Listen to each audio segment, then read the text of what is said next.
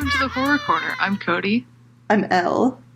And we're here to talk about some creepy things. Yeah. One might call it horror. Yeah. I regret all of that opening. It's okay. It's, what is it, Monday? The start of your week? Today's actually Friday. We're recording a little bit late in the week. Yeah. But that's okay. Yeah. How are you? I'm tired. I'm good, but I'm tired. Yeah. I built a new PC, so it's got a couple of kinks still. I gotta fix a couple of things apparently because it's not recording the way I want to, and some of the hardware is not running as it should. But RIP. Easily fixed. I just need to work with it a little bit more. I spent years configuring my laptop, so this might take a little bit. So wow, but we're gonna get fancy. To it. A little bit. Yeah, just a little bit. It's very expensive. Just a little bit. Hurt. Yeah. Nice. Kind of hurt my wallet just a tiny bit. Oh yeah, I can imagine. Is it more or less expensive than just buying a computer? About the same. Okay. Interesting. For the computer that I got. Well, I'm also very sleepy. I went to bed at midnight last night because I've started watching NCIS, and it's wonderful. Yep. Yeah, it's great. Although, Cody, I gotta say, I directly texted you, do you want to hang out? I miss you. I miss seeing you in person, and you didn't reply. I was very busy this weekend. Do you want to hang together out? My computer and everything. So I had things to do, and I was working, and yeah, there was just a lot of things on my mind, including my parents calling me and being aggressive about my job options. Oh no. Yeah. It's all good. Well, shoot. I guess now that we're talking, do you want to hang out sometime when you're not busy? Sure. Okay. Wow, it's like when people propose to each other on air and there's a lot of pressure. And this is awkward. Anything I say right now is under duress. And what does under duress mean? Criticism? No, like when someone who's captured or whatever agrees to a deal or something. Oh. It's like anything they say is like something they said under duress, so don't take it as necessarily a true or I guess a true statement. Sorry, let me try that again. It's like when people who are captured or whatever, hostage, they agree to do something for the captor. Oh yeah. That they may not necessarily would have said if they weren't trying to get out of the situation. Got it. Yeah. So I'm the captor now. Okay. No. Hey everyone, Elle's holding me hostage at this place in the... Oh my god. Totally. You know me. Totally someone who would take someone hostage. This is a cry for help. Oh my god. Oh my god. Okay, well, with that said, should we hop on in? Yep. I've been trying to think of new phrases that are as good as ATWWD but different. So that was my phrase. Yeah. Okay. It was good. I liked it. Thank you. Especially because we're hopping on in our time machine. Yeah. Did I scratch my desk? I don't know, but can I push the buttons in the time machine? Sorry, what? Yeah. Okay, I need you to punch in the numbers 1, beep, 9, beep, 9, beep, 0, beep. Great, it doesn't turn on sound. Oh. Okay, and we're off. Great. We're going to May of 1990. Okay. I don't have an exact date for you because I, being so busy, literally just watched the 2020 on this, so. Oh my gosh. Well, that is fun because my story's also set in the 90s, partially. Anyways. Great. Yay, okay. So, if this bears any resemblance to the 2020 that you might have watched about this person, it's because I'm basically retelling the 2020. Okay. I'm ready. The depth of research I had time to go into. Marlene Warren, 40, was shot in the face at her front door by someone dressed in a clown costume in May of 1990. Oh, God. After they delivered her balloons and flowers. What the fuck? So they handed her some balloons and flowers and then proceeded to shoot her in the face. God. Then the clown got into a white two-door LeBaron car and drove off. Okay, that tracks, I guess. Yeah.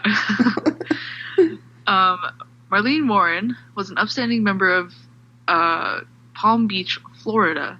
She was generally well-liked. Everyone in the 2020 called her really, just nice and kind. Mm-hmm. Her husband, Michael, was a suspect.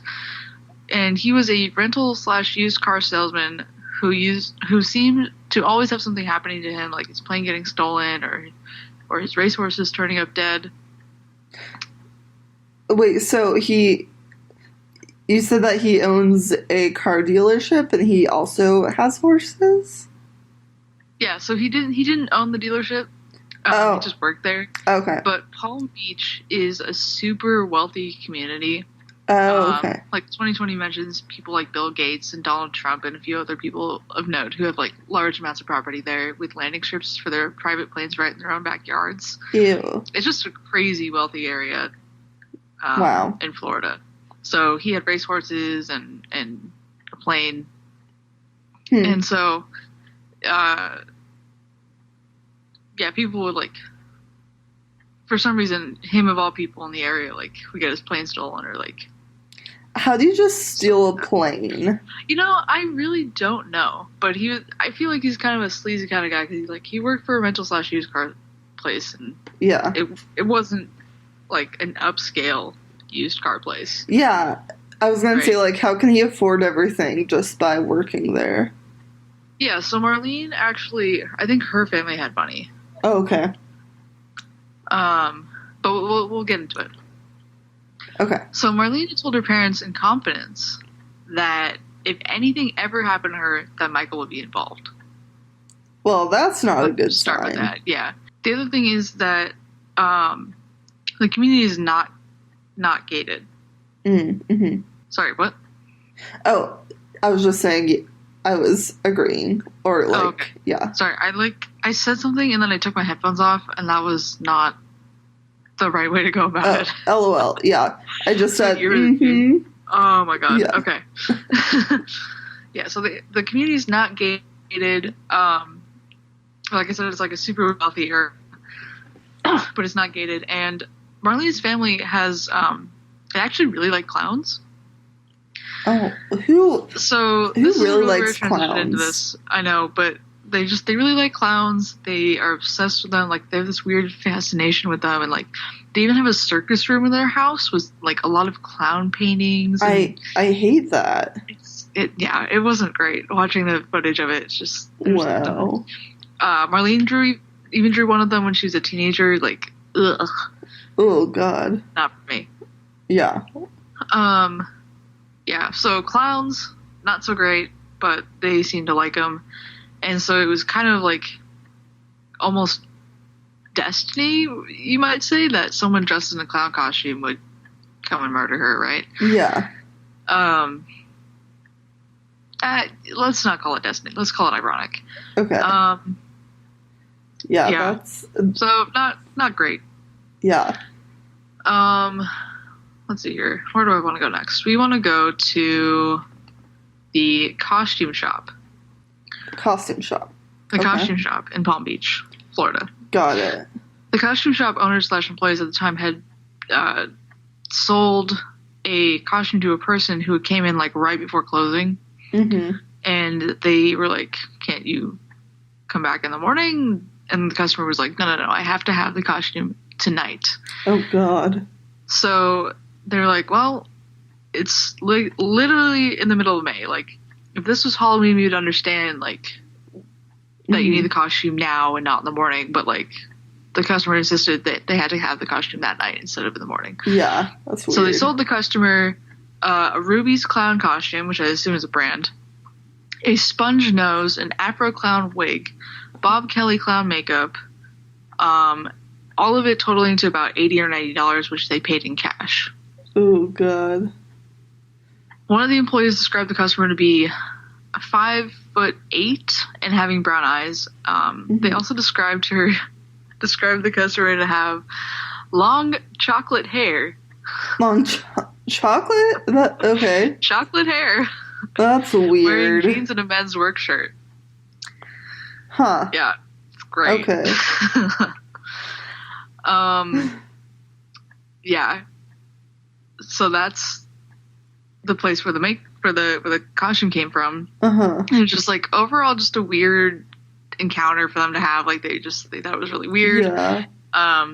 But they didn't really put two and two together that this could have been Marlene's killer. Until employees at the local Publix came forward and said that they saw someone purchase flowers and balloons just 90 minutes before the murder took place, and it could be the suspect. Now, the reason why they think it could have been this exact person was because one of the balloons that the clown brought to the door was like super unique. Only one Publix in the area sold this balloon, and the balloon was just like a regular balloon that said "You're the greatest" on it. Okay. So that sounds pretty common, though. Right, but the thing is, only one Publix in the area sold that balloon. Okay, yeah. So that's what really narrowed it down. Yeah, I was like, that seems like a common balloon. Yeah, you're right. But also, I guess if only one Publix sells it, then unless they drove like miles and miles out to get these balloons and purchase flowers, like I don't think they would do that. Yeah. So they told the police that they saw someone purchase flowers and the balloons just 90 minutes before the murder took place, and it could be the suspect. They didn't know who the suspect was or who they could be, because the employees told someone that they purchased the flowers and the balloons, but they didn't really have a description, I don't think. Maybe they did. I don't know. I don't have any information about that. I should just stop talking about that. Okay. Moving forward. The police found the white LeBaron 2 days after the murder, 5 miles from the crime scene in Royal Palm Beach shopping mall parking lot. Yikes. And, but still no sign of the person. Okay. Who did it. There's no murder weapon, good. no fingerprints, basically no evidence. Ooh, that's creepy. Yeah, but they did find a hair. Okay, a hair. Whose hair? A hair. We don't know. Oh. At this point. They have no idea. They just found a hair. Okay. And some, like, bright orange pieces of, like, fibers that could have come from, like, a clown wig. But still, like, that's not enough to go on. Yeah. At the time. So there were rumors that Michael was having an affair, which he confirmed upon police questioning. And his mistress's name was Sheila Keene. Yeah, I've definitely heard of this case, I think. Yeah. Yeah. Who used to repossess cars for him, and I had to look up what repossess means because I was like, is this some sort of like gang thing? Does she like illegally, or, quote unquote, repossess cars for him and like basically steal cars for him to sell? And repossession is just a process in which an auto lender can take back. This is a quote from just Googling repossess. You can find it. It comes up. Okay. One of those top search things, like suggestions. Repossession is a process where an auto lender can take back possession of your vehicle, sometimes without warning you in advance or having permission from the court. So, not illegal, perfectly legal. She's doing her job, just bringing back cars. Sheila herself was from the Everglades, which is not as rich of a neighborhood. It's not, like, bad, but it's not, like, super wealthy. Okay. But she wanted a nice life. She wanted to be rich. She was, quote, from someone from the 2020, tough as nails, would go into any neighborhood in the dead of night with her flatbed and repossess cars. So she was just super, super confident and would go out and do what she wanted. Wasn't afraid of a little danger. Great. I would say hardcore, but it sounds like she might be a suspect coming up here. Okay. Just a little bit. Okay. Detectives also thought that. They started to suspect her when she went to an auto parts store to entertain the owner's children, dressed as guess what? A clown. Oh God. Previous to this, she was married to a member of the KKK, who was 20 years older than her for a short time. No. And then she started spending time with Michael, Marlene's husband. Yeah. Who rented her an apartment for her to live in, which he visited very frequently, according to her neighbors. And some of her neighbors reported, according to the 2020, that he visited so often that a lot of people thought that they were married, which obviously not the case. Yeah. Also not a good sign at all. No, absolutely not. Yeah. So the police searched her house/apartment, but could not find any sign of the costume or the gun used to commit the murder. But they did take hair samples. And she was not arrested or convicted. All the circumstantial evidence just wasn't enough to get her for the murder. They also looked into Michael, who may have been after Marlene's life insurance policy and looking to take control of the family business. Because, yeah, that's the thing. So Michael didn't own the dealership, and he worked there, but I think Marlene's family did. Oh, so okay. It would have been a 7-figure payout. Okay. Which is kind of a nice sum of money. Yeah, that is not bad. I would take that. Exactly. Definitely. So Michael was not arrested for the murder, but was arrested and convicted for something completely unrelated. Odometer tampering, which is turning back the odometer in a car to make them look younger to increase their value. Oh, it's like in Matilda. Yes. Oh my God. Yes, he is exactly the character in Matilda. Yikes. Okay. He kind of looks like him too. It's kind of. Oh, really? Kind of we should post a comparison photo on Instagram. Yes. Okay. We can do that. Let's do it. Now we're going to jump 14 years later in Abingdon, Virginia, where a couple named Debbie and Mike were nice, they were really close, and they were very much in love, working together in Tennessee to run a fast food restaurant called the Purple Cow. The Purple Cow, that's cute. Yeah. So they've got like little cow statues out front. Aww. They've got like a dancing hot dog guy. Yeah. Wow. Just very, very quaint fast food restaurant. They did everything there. They cooked, they served, they did everything. Worked super long hours. Everyone in the community knew that they like worked really hard to run this restaurant. And they worked as hard as they could, all that jazz. Super nice to everyone. And they retired 15 years after moving to Virginia. And that's when Mike started to become more of a bully to his neighbors. And after one of the first incidences. I don't know what timeline we're in where that's a word. One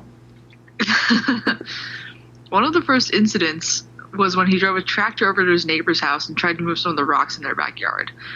Why? The neighbor was like, hey, what are you doing? You can't do that. And he just acted like he could do whatever he wanted. So why the fuck did he want to move some rocks? I have no idea. Huh. But it's just kind of like suddenly his demeanor changed and everything was like, he's just weird. Yeah. Sort of turned into a bully. It turned out that a researcher for the news outlet that had covered the case originally, the news outlet was kind of like, I'm still thinking about that case. Like we should look more into it. Like we should look into it again. Yeah. And see. So a researcher for the news outlet that was covering the case at the time, later on discovered that Sheila and Michael had gotten married in 2002 in Las Vegas. Oh. And then traced them to Virginia. Huh. Where they became Debbie and Mike. That's not fishy at all. Nope. So the researcher tipped off the police. And in 2017, 27 years after Marlene's murder, police went to investigate, sending cars to surround Sheila and Michael's car as they were driving home from somewhere. And when they arrived at their house, police arrested Sheila, who had actually changed her appearance to have blonde hair. Oh, wow. So, untrackable. So no more chocolate hair. No more chocolate hair. Virtually untrackable. Impossible. Wow. She didn't resist arrest or anything, and in one of her police photos, she's smiling, which is sort of creepy, Ew. but I suppose she was just happy that she got to enjoy being with the love of her life, if even for just 15 years. So I guess she figured that the murder and getting arrested made it all worth it. I don't know. Yucky. I don't know. That unsettles me. But DNA testing, which was not as advanced in 1990 as it was in 2017, confirmed that Sheila was the killer, something that they just could not do in 1990 with the hair and stuff. Yeah. So that's luckily the hair from the car had been preserved. And the hair sample that they took from her apartment at the time that they searched it matched. Nice. So they were able to arrest her and convict her, and apparently Michael was surprised. Thinks she was falsely accused. Just there's no way she could do this. But Marlene's parents were not surprised. They suspected Sheila from the start, because who would be a better new spouse than the one who killed the previous one, you know? Yeah, Just oh god. Seems standard. Sheila was brought back, or extradited from Virginia to Florida, and brought to court for first-degree murder with a firearm. Okay. Wait, yes. Are there different charges if it's with a firearm versus a knife or something? Maybe. I don't know. I think it depends on, like, where they got the firearm. Yeah. That makes sense. I'm not entirely, like... I've been meaning to do more research on, like, the different charges, and I listened to a couple episodes of a podcast where they talked about it, but I'm not, like, 100% about it, so I can't explain to you. No, yeah, for sure. There are, like, a lot of legal details and stuff that, Yeah, so I'm going to go back and listen to that episode again at some point. I've been meaning to, but right now I don't have that information.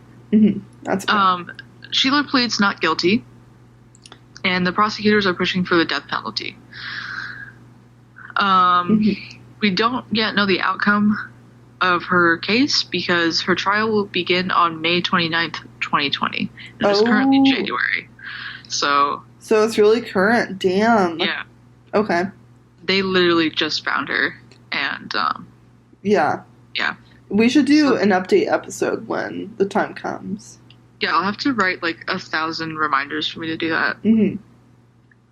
I don't even, like, a lot of times, like, stuff like this, unless it's like something like the Golden State Killer, like, a lot of times they'll do all the lead up to it, and then the media will be completely shut out, or like they'll wait to like get all the details and stuff, and they won't cover it immediately. So we'll have to see how that plays out. Okay. But I'll make a note of it. Cool. How do you spell trial? Not with a W. Trial. I was an English major. It's fine. Okay. Oh. And that is it. Okay. To be continued. Yeah. Nice. Good. That's a good one. Yeah. I want to rewatch the 2020 now. 2020 is so good. Damn. I know. Let me see here if I can pull up the episode. I think I closed it, actually. I'll pull it up. Yeah, I was, like, looking through the 2020 stuff, and I was like, what to pick. And I saw Killer Clown, and I was like, this is not Pogo the Clown. What is this? Okay, it's called what? Killer Clown? Yeah, that's what the episode's called. Huh. It's season 40, episode 6. Okay. If you're interested. I am interested. Nice. Cool. I'm so tired. Okay. But this is gonna wake us up. Really? Yeah. Spook me. Okay. This week I'm gonna hop on a little bit of a different train. Okay. Gonna do a conspiracy theory this week. Ooh. Okay. While like the paranormal, supernatural aspects have been disproven at this point repeatedly, it's a very spooky story, like just in American history, about how far moral panics can go and like how folktales can fuel them. And then I wrote out this really cheesy intro line. And that's right, folks. We're going to talk about the satanic panic of the of the 1970s through to the 90s. Yes. Yes, it is so wow. Okay. I tried to explain this to my mom at some point, and she's like, "What?" I was like, "Same." Yeah, it is wild. I've always been fascinated by this, but until I think it was actually, what was it? I was researching for a different topic, and I found out the actual word, satanic panic. That's what it's called, and now I can actually research it, and it's very interesting. Nice. Yeah. So, it is also spoken about in terms of like a ritual abuse scare. And it was launched in large part by Mike Warnke. Warnke's? I'm pretty sure it's Warnke's. Warnke? Yeah, like Warnke. Huh. Okay. Yeah, it's a weird last name. But it was started by his book called The Satanic Cellar. And it was a story about the supposed dangers of Satanism and occultism and how they're taking over America. Fantastic. Yeah. He was eventually exposed as a fraud when he started calling himself an expert on Satanist. And he was exposed in the 90s. But that didn't stop fundamentalist Christians from continuing the scare. The panic gained peak popularity when psychiatrist Lawrence Pastor and his wife Michelle Smith published their quote-unquote autobiography called Michelle Remembers in 1980. It was the first modern claim that child abuse was linked to satanic rituals, which is interesting because there's always kind of been this fear about Satan and devil worshippers, but it was only linked to child abuse specifically in this book in 1980, so that's a relatively new thing. I see. Okay. Yeah.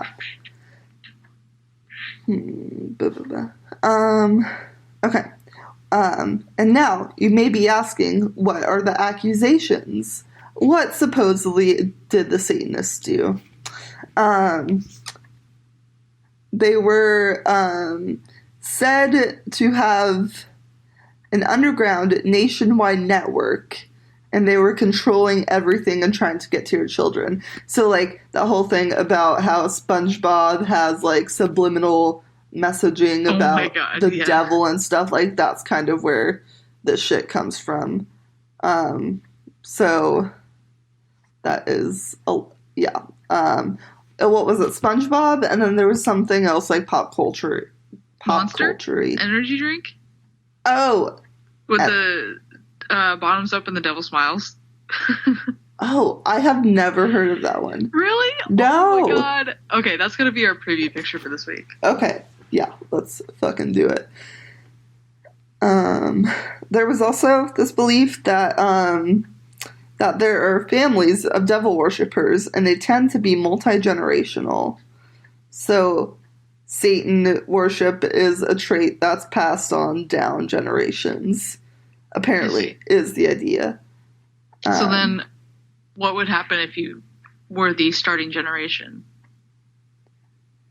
Then I guess your kids would also be devil worshippers? Right, but it's just like the suspicion that, like, maybe there's someone in your past. Oh, yeah. Yeah. I mean, I don't know. I feel like a lot of the accusations aren't that well thought through, so I don't know if anyone got that far or not. Right. Teenagers, it said, are also enticed to join satanic cults. By what?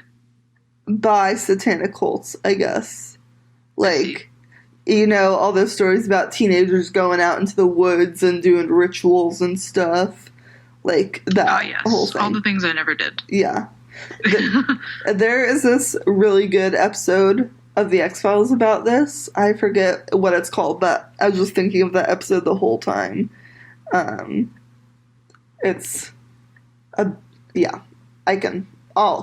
tell you about it later. Okay. Apparently human sacrifice was also a thing. Also common idea is that disappearing pets are used for animal sacrifice. There's also accusations of ritual child abuse. Satanic networks are part of a broader conspiracy. For example, the Illuminati. I see. Okay. Yeah. And Wiccans and other neo-pagans are apparently satanic in nature, which is not true. No. There's also the idea that Wiccan symbols, such as the pentacle, are signs of satanic activity. Some Christian books on Satanism included the peace symbol and the anarchy symbol in their list of satanic symbols to watch out for. What? And then I can understand the anarchy symbol, but the peace symbol? Yeah, I don't know. It's what are they, like the three branches at the bottom, like a claw? A hoof? I'm not really sure. Something, but and this is quoting from Wikipedia. Warning: there are also pentagrams in the American flag and in the EU flag. Where? I don't know. They're hidden. Where? And they're somewhere. I'm sure. And then there's also the belief that some parts of popular culture are functioning as recruiting tools for Satanism, including SpongeBob, heavy metal music, and Dungeons and Dragons. Dungeons and Dragons. Yeah, some parents were very passionate about D&D. There was also the belief that Halloween is a satanic holiday. Makes sense. Urban legends and scares over poison candy were described to be the work of satanic cults. I specifically remember one Halloween when me and my twin were super young and we went out trick-or-treating, and my dad told us, don't take anything from anyone that's homemade because there might be razors in it. Same. Yeah. And I was like horrified and so scared to eat anything. I know. I mean, the thing is, like, we had also just watched Snow White.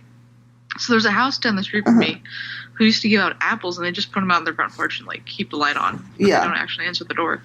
They just have the apples out. And I'm just like, no. Razors and homemade goods, poisonous apples. I never want to go trick-or-treating again. God. Yeah, I know. I don't know. Was there actually, like, a case about that where that happened in some small isolated incident, or is that just... I don't know. Totally made up. That'd be an interesting true crime story. But I'd be curious to know, like, go find one. Yeah. Could just as easily be, like, parents being freaked out or something. Oh, absolutely. I don't know. I mean, that was the entirety of Satanic Panic. Yeah. Yeah. Also, apparently some towns, agencies, or even major corporations, for example, Procter & Gamble, were secretly under the control of Satanists. And Satanists also infiltrated the military, apparently. Washington, D.C. is also infested with satanic symbols designed into the city. Last bullet point, atheists are really Satanists. If an atheist tries to tell you that they don't believe in God, they secretly believe in Satan. Apparently. Okay. But then you'd have to believe in God. Yeah, exactly. To believe in Satan? Yeah. Yeah, it doesn't make a lot of sense. Cool. Yeah. But that is a list from Wikipedia of various things that they're accused of doing. And then in 1888, what who I presume to be a psychiatrist. Oh shoot, I never said his name. Oh well. But no one really knows if they're a psychiatrist. a psychiatrist led, well, I think he's one. Okay, let's just say a researcher led a nationwide study of sexual abuse in U.S. Daycare agencies. And that was like another thing that was super big in the 80s and 90s. Like there were all these scandals about sexual abuse in daycare. And then a lot of that got tied back to like, satanic worshippers are the ones who are running daycare. Mm-hmm. So there was that. And then this researcher divided ritual abuse allegations into 3 categories that I found super interesting. So one category is a cult-based ritual in which the abuse has spiritual goals. Another type is pseudo-ritualism, driven by sexual gratification, and the fake rituals are actually meant to scare victims, not to be anything real. And then there's also psychopathological ritualism, in which the rituals were done due to mental disorders. So I just think those different categories are interesting. And it also seems like he's recognizing that they're allegations versus actual fact, which like even law enforcement officers, well, not surprisingly, did not do. Like everyone was on board with the satanic scare. Like even law enforcement officers like totally bought into it. So got it. Yeah. And then there's allegations made by children against Satanists. But it is like, it's vital to note that like social workers, parents, therapists, and law enforcement officials were already convinced that Satanists were the ones behind the child abuse crisis. Mm-hmm. So their interviews with kids tended to be very leading and suggestive, and likely pressured the kids to provide testimony. So a lot of the interviews are kind of conducted under that context. And would you say under duress? Yeah, under duress. Yeah. So all of the stuff that kids say about it is, or about Satanism specifically, is probably very much influenced by what the adults around them already believed. So some of these accusations are really disturbing and involve child sexual abuse. Just to warn you, I don't have to go into that, but these are some of the things that kids said that they experienced or saw. I guess some kids saw witches fly. What? Yeah. Witches flew, traveled in hot air balloons. And there was abuse and travel through tunnels. I don't know how many people it was, but at least one person identified quote actor Chuck Norris from a series of pictures as an abuser. There were also claims of orgies at car washes and airports. Children being flushed down toilets. Nope. To secret rooms where they would be abused, and then cleaned up and presented back to their unsuspecting parents. Isn't that just called, like, there's a word for that, where you, like, dunk someone's head in a toilet? Because, like, you cannot fit a child down a toilet. You can't. I know, it's, like, Harry Potter, like... Yeah, like... I'm sorry. No. And... I guess that's where Satan ritual comes in, where you, like, magically put a child down a toilet. I don't know. Also just, like, childhood imagination. No, that's when you put someone's... Maybe it is... I'll have to figure it out. It's fine. It doesn't matter. Isn't that called a swirly? That's what I said. Oh, yeah. Okay. Cool. Yeah. But I was getting it confused with a Wet Willy, I think. Oh God. Oh, Wet Willies. Oh, I remember. Ew. Yeah, I think it's a Swirly. Okay. Yeah, it is. Not for me. No, thank you. Neither one of them. Yeah. Ugh. Goodness. So yeah, children said that they saw other children being flushed down toilets. So yeah, that's pretty weird. Just a little bit. Oh, but then there's this these claims about being assaulted with knives, sticks, forks, and magic wands. About I see. Okay. Clowns in a magic room. I don't know what a magic room is. I don't know either. I don't want to know. Yeah, being forced to drink urine, tied to a tree naked. Yeah, and also important to note is that it is entirely possible that these kids were being like abused, but probably just not by Satanists, probably not in these fashions of like being flushed down toilets or attacked with magic wands. Yeah. You know? Yeah. And also Wikipedia was super helpful with this. They like after each of the bullet points that I'm reading, they like list specific trials where these accusations were made.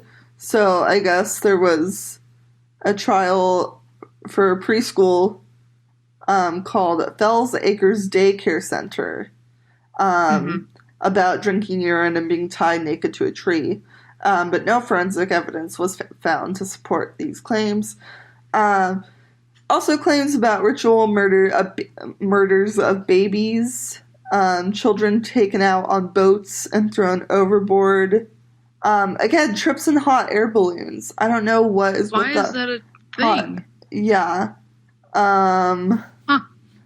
Yeah. Like, are these parents like, okay, on one hand, I think it's probably good that there's no forensic evidence of a satanic ritual or activity, but on the other hand, like, if they are really, like, abusing these children, like, I wish there was forensic evidence.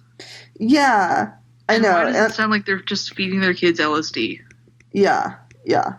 And, like, I'll get to a point later about how, like, all this stuff about satanic ritual abuse, like, really does, like, divert attention from actual childhood abuse crises. Mm-hmm. So it's unfortunate. So, yes. Another obvious question is, where did all this come from? Because it seems really random and very sudden. Although the term ritual abuse was, like, officially coined in 1980, there are a lot of historical precedents for, like, moral panics and scapegoating, such as accusations of blood libel against Jews in ancient times. We also got the Salem witch trials. More accusations that Jews kill Christian babies and desecrate the Eucharist. Eucharist. How do you say that? Eucharist. And I feel like conspiracy theories like this are really just invented to other people. And especially since, like, Satanism is a religious minority, like, this kind of thing is still happening. But there's also a lot of stuff going on history-wise in the late 20th century that fueled the fire. There was the rise of Christian fundamentalists and the moral majority. I don't know if you've heard of that, but it's like a political, like, group of Republicans who are, like, reviving Christian values and stuff. Oh my God. Christian family values. I think I remember it from AP US history, but I do not. Yeah. And then, so at the same time that they were on the rise, the Church of Satan was established. So I see. There was a lot of harsh criticism and fear of everything not Christian by Christian fundamentalists. So when those two, like, rose in tandem, that was kind of a shit show. And then imagine, yes. the rise of cults, like, in the 60s and 70s, created, like, a lot of backlash and anti-cult movements, which is valid, I think. Like, after Jim Jones, like, yeah, you're going to be scared of cults. Absolutely. Yeah. So that one makes sense, I guess. Yeah. But just not the way it was handled. Yeah. We were also just starting to recognize, like, the child abuse or child abuse as a huge issue in America. Like, I guess before, people didn't really, like corporal punishment, is that what it's called? Was, like, a thing, and people weren't really paying attention to, like, children who were suffering, like, either physical, emotional, or sexual abuse. So now that's becoming a big thing. And then there's also the development of social work fields and child protection, and also a lot more knowledge about PTSD, but then also this pseudopsychology of repressed memories. Okay. So, like, there was this huge thing about like, kids or adults who had been abused in the past, but just, like, totally blocked out memories, and, like, that's where hypnosis and stuff came in, like, to try to access, like, locked up memories. But then that's also very suggestive, and I actually was very paranoid about that as a teenager. And then I went to therapy, and they were like, yeah, the idea that, like, you literally can't remember something that happened to you is really rare. So, well, sure. Or like that, like, you can't access it, like, if you want to. I wish I could access some things, and I literally cannot. So I don't know where they're coming from, but sure. Yeah. Maybe they have a photographic memory and they're just thinking everyone's faking it. I don't know. I mean, I don't think that's it. But, like, the idea that, like, you don't even know that something bad happened. Right. Kind of, but, like... Yeah, no, I'm just criticizing. It's fine. Wait, criticizing repressed memories, or the idea that repressed memories aren't common? I'll go with both. Okay. Yeah. I mean, memory is, like, a super complicated thing. I think, like, the issue here was that like, repressed memories were really popularized and as a subject, and then, like, social workers and courts and stuff were, like, not handling it well, so they were actually suggesting more than actually, like, resolving anything. Yeah. If that makes sense. Yeah, no, I was just joking. Oh, okay. Okay. Yeah. Yeah. Okay. So, yeah, and now I kind of have my conclusion, which is that, like, the diversion of resources to investigating satanic ritual abuse versus actually paying attention to real abuse cases is really tragic, I think.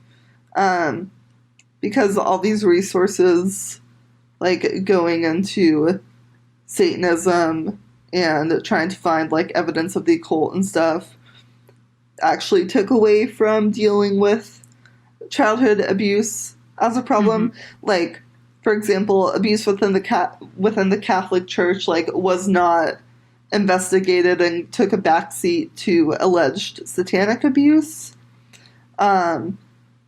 Which we know now is a big problem, like, sexual abuse in religious institutions and stuff, but that wasn't looked at because Satanism was the scapegoat.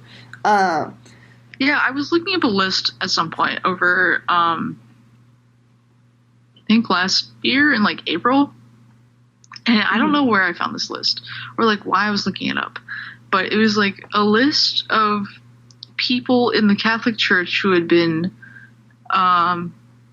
accused and found guilty of sexual abuse in the church. Specifically priests. Yeah. It's a very long list of people. Yikes. And a very short list of people who were confirmed. Yeah. That sucks. Yeah, I feel like America in particular has the habit of creating like moral panics and fabrications. I mean, like we've talked about with like changelings and indigo children, to avoid the truth that it's our responsibility to protect each other when we fuck up and like address issues based on reality instead of trying to like create this whole fantasy where it's someone else's fault, you know? Mm-hmm. Yeah. Yeah. So even though this this case is more like American history versus paranormal, I still thought that it was relevant and scary. Just not. Yeah, no, I thought it was good. Okay. Cool. Thought it was good. Thanks. Well, that concludes my story. Yeah. We got through it. We're out of the horror zone. Yeah. I feel We're like still in the corner though. Killer clowns are more relevant than satanic ritual abuse, but that's just me. Based off of the story. I've never seen the movie It, but if you look at the trailer, it could very much be Satan. Oh god. Yeah. I mean, that's literally why it's called an It. Like, because of the clown? Because we don't know what it is. Oh god. Yeah, I have never seen it, but I should see it. It would probably freak me the fuck out. I'm just trying to think of a connection. I don't know. Yeah, no. I don't know. What I do know is that we need to leave this corner so we can go take a nap. Yeah. I was going to say something. Oh, there's a documentary about this, wasn't there? I think I've seen it. Oh, on HBO? Yes, I think it was. Yeah, I came across that in my research, and I'm totally gonna watch it now. Okay, I'm gonna have to go find that again. Yeah. There was one more thing. One more thing. I don't remember. It doesn't matter. Never mind. Okay. Yeah. What do I want to say next then? I don't know. Where can you find us? That's a good place to start. Okay.